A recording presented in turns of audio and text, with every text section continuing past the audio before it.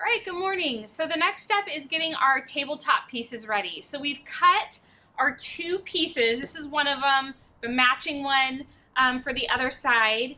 And these are butcher block from Home Depot. It's the exact same stuff we used on our kitchen counter. And we are going to treat it essentially the same way. We're going to use pre-stain conditioner, and then we're going to stain it with special walnut. And then for our top coat, we're just gonna put probably, I don't know, 4 or 5 coats of polyurethane on it. So it has a nice seal to it, since it's gonna be like our most heavily used table for school and work and eating and games and crafts and all of it. So that's our plan, but before we can start finishing it, we have to do a little bit of work to these. This is actually, what we used was the island size piece. So it was 39 inches wide, and we cut it. Actually, our space between our two couches is 38 3/4 inches wide. And then, so, I mean, we just had a teeny bit left over once we cut it down the middle. So we have some rough edges. We also had to cut the length off about 9 inches off of the length. I think as it comes from Home Depot, it's like 74 by 39. And we needed it 65 by, and it 2 pieces that are, I think they're each 19 and 11/32 inches across. So what we're gonna do is, they come with an 1/8 inch round over on the edges, but obviously we cut a bunch of that off. So we are gonna go and add back in that 1/8 inch round over on all the edges, except for the top edge, where when it comes into table mode, where those 2 edges meet, we're gonna leave that a nice 90 angle, so that when it's in table mode, it's nice and flush and we don't have like a little groove where stuff gets trapped in there. So we're gonna do that, and then after that we have to work on routering out like the little recessed areas where the bed legs are gonna go up in on the bottom. So we have to work on making a little jig for that and routering out those. Once that's done, then we can start all the finish work. So that's what we're doing next.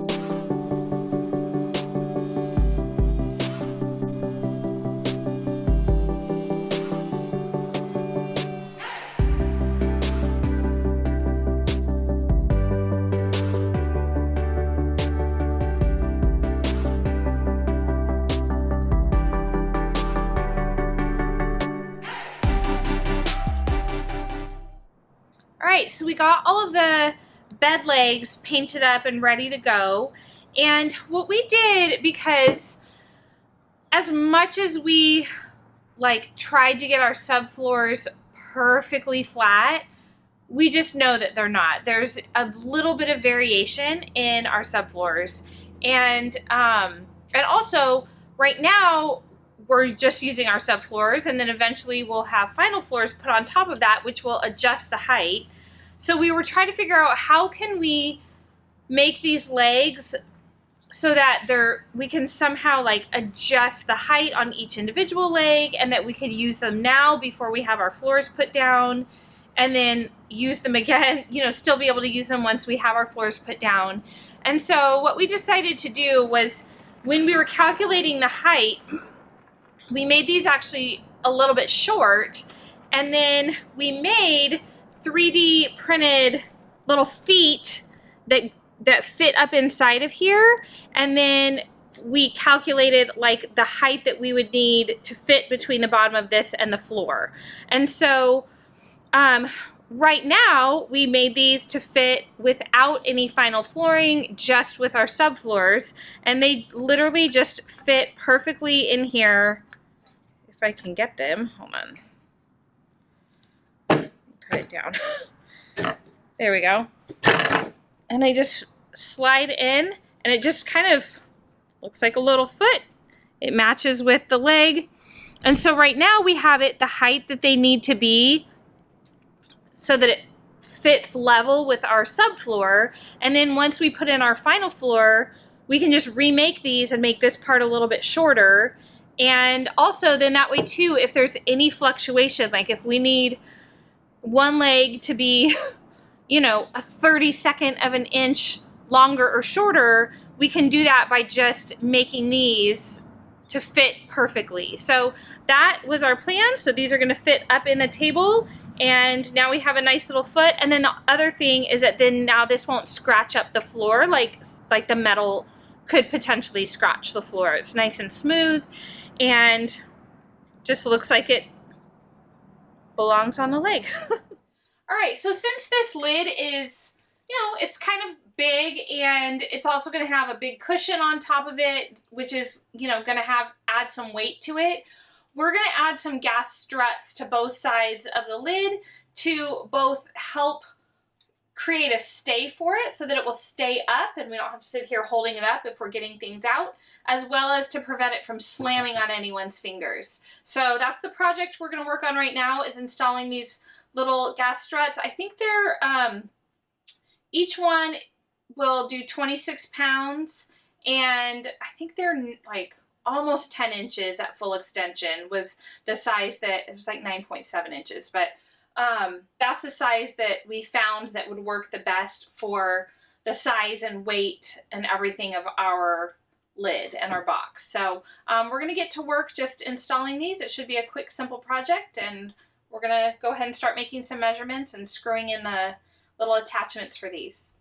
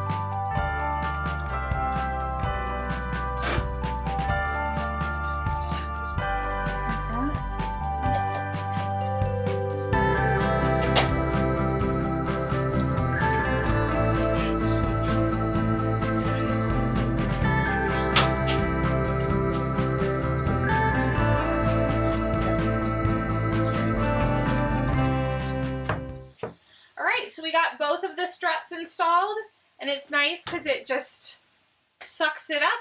And even I think with the heavy cushions and pillows or whatever we have up here on there, it should still be strong enough to push that up. And then when we close it down, it's not going to be able to, you know, slam anyone's fingers in there. I mean, we might put some little bumpers under here just so it's not so loud, but it doesn't really slam because it's kind of holding the weight. So that's one little project. We'll do the other couch the exact same way. And I think it's about time to maybe get the arms installed.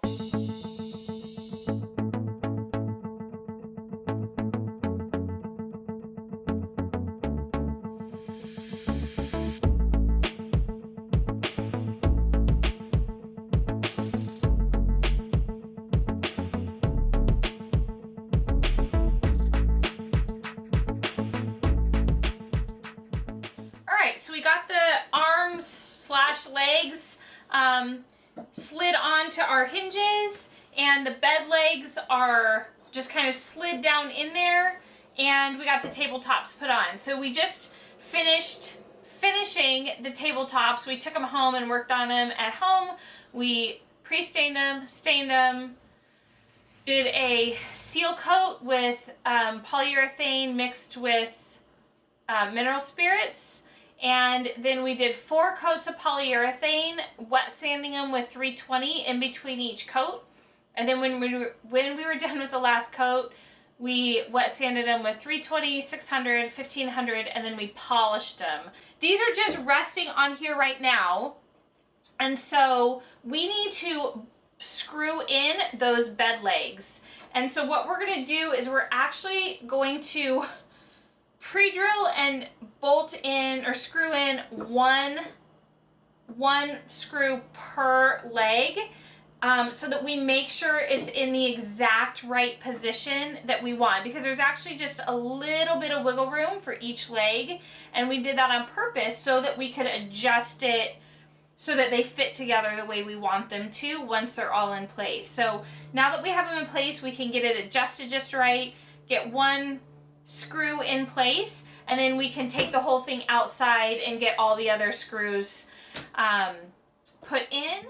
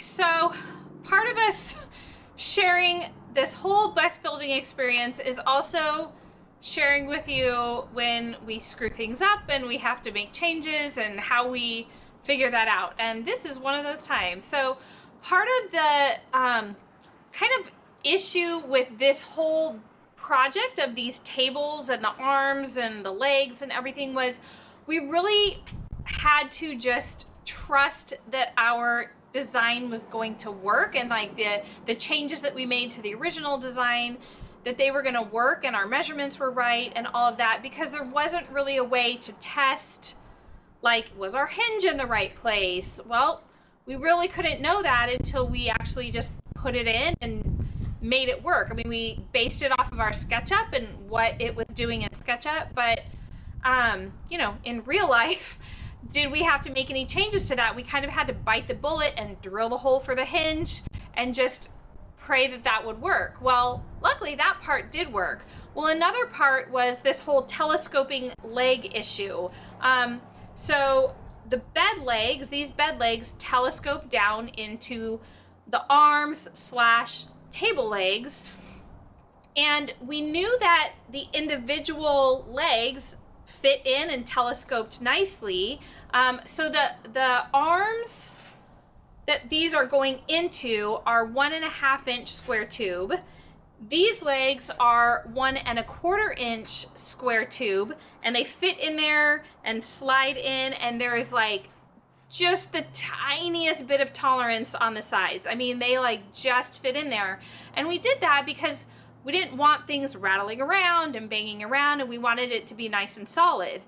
And so we knew each individual leg worked. What we didn't know ahead of time was now we put 4 legs all secured onto this big old tabletop, all then stuck into these arms that are on a hinge, so they kind of move a bit. You know, you can move that hinge with the table. Is that gonna work?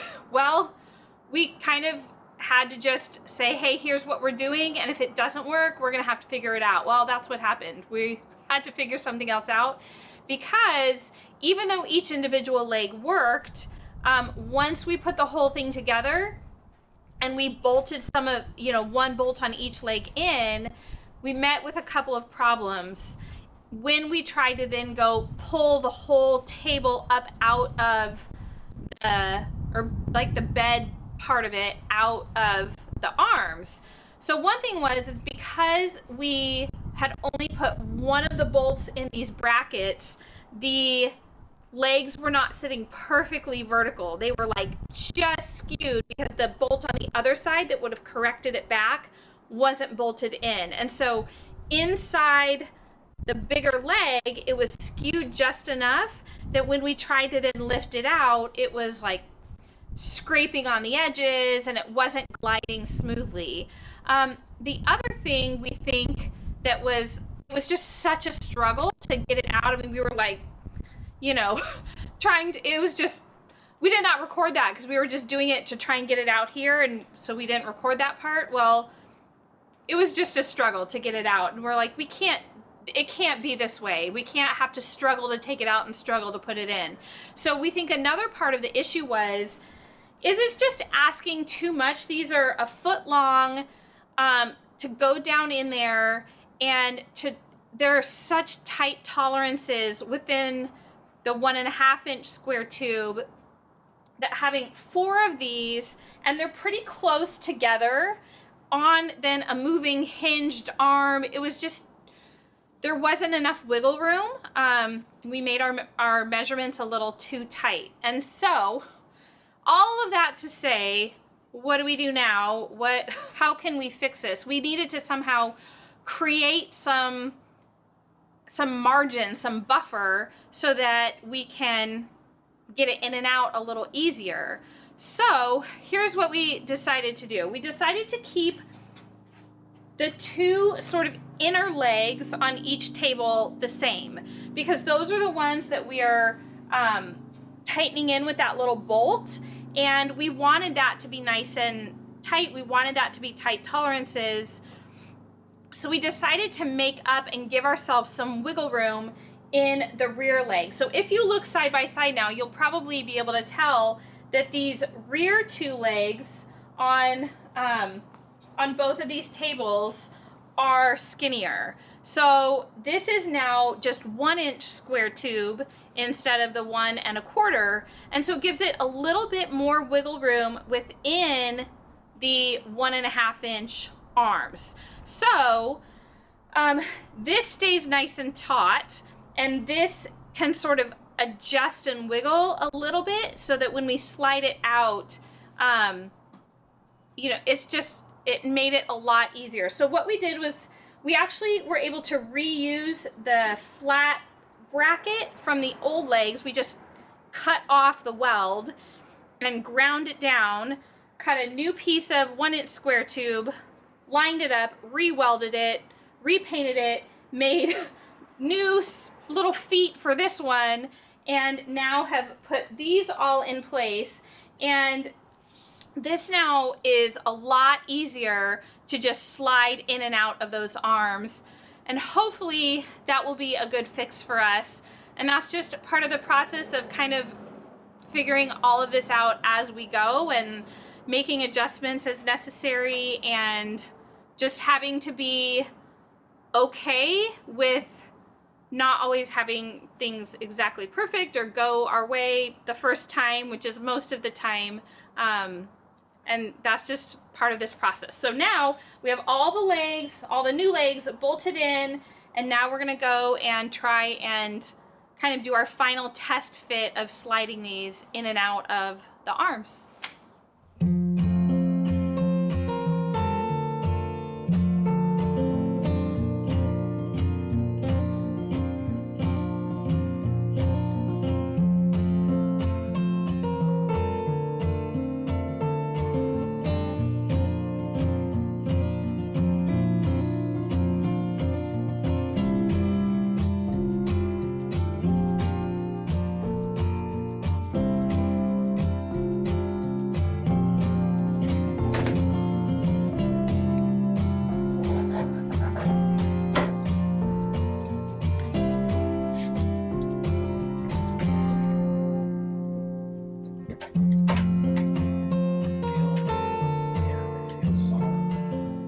Okay, so we got the new skinnier legs put on, got everything bolted in here, everything secure and ready to go. So the last thing we had to address then was the table legs. So when these flip down into table mode, there's about 8 inches or so of space between the bottom of this and the floor. And so what we decided to do, since we don't have enough room inside of here like we talked about before to like telescope that leg up in here because the bed leg comes down too far. What we decided to do was to make some little removable legs that we could just pop in when it was time to pull it down into the table, and then we could pop them out really easily. So we welded these up, these little legs, and it's just a piece of a 3/4 inch square tube, and then we took a piece of the 3/16 inch, 1/8 inch flat steel, and we drilled a hole in it, put the square through, welded it all in, and fit it all in there. So that's all welded together, and then this little kind of flange now provides a stop. So then we 3D printed some parts. So inside these legs, we have a little stopper in there that then has a square, I don't know if you can see it from that angle, but there's a square cutout in there that fits this. So I'll come over and show you how that works. So this little end cap is 3D printed and it just fits that right inside. So we're gonna go ahead and kind of show you the process of, it was in couch mode, and now we're gonna flip them down into table, and then we're gonna put it down into the bed and show you how it all works.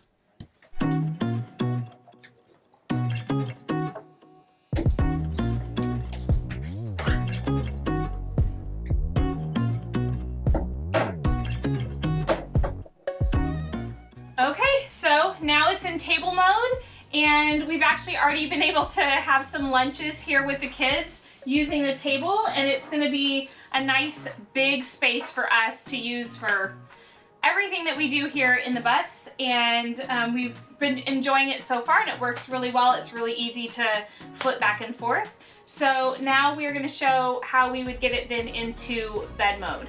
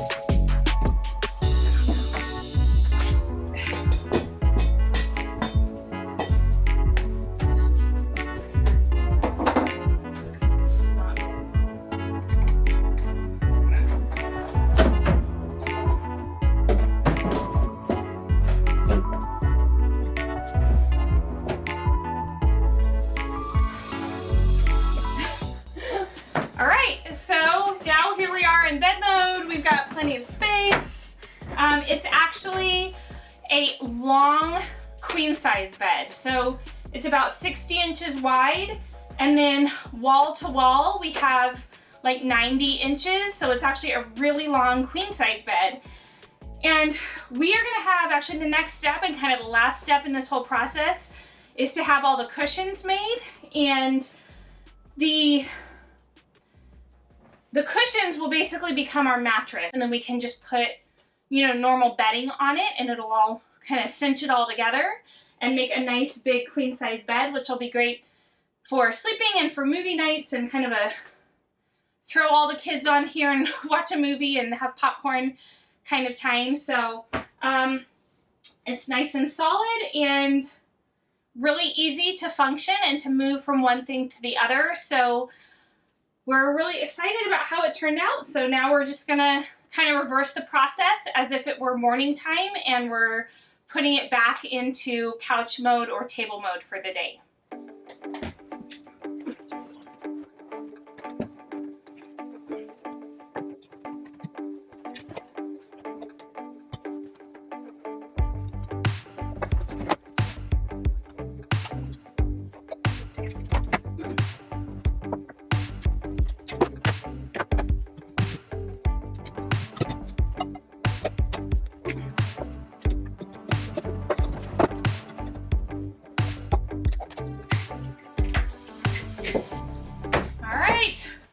There we go, easy as that. We're back to daytime couch mode and ready for a day of work. We just have to get all of our cushions made and put in here, and then this will be all done and we can move on to the next project.